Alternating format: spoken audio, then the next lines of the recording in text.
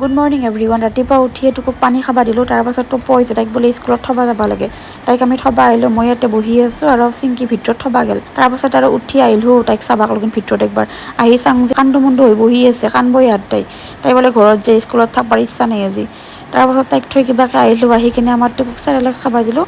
তাৰপাছত তাক মুখ চুখ মুচি দিলোঁ আৰু এঠান আমাৰ চাকা লেখা আহিছে আমাৰ তাতে। আজি আমাৰ পূজা নাৰায়ণ পূজা, তাৰে প্ৰসাদ মানে বুট চুট লৈছে। তাৰপাছত মই আঞ্জা কাটবা ধৰছোঁ এঠান আৰু আমাৰ টুকুৰ লগত চিংকি ঘুমাব ধৰছে।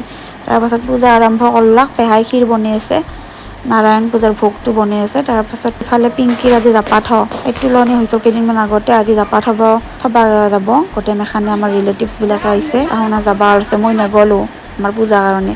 তাৰপাছত ইফালে পূজা হৈয়ে গ'ল।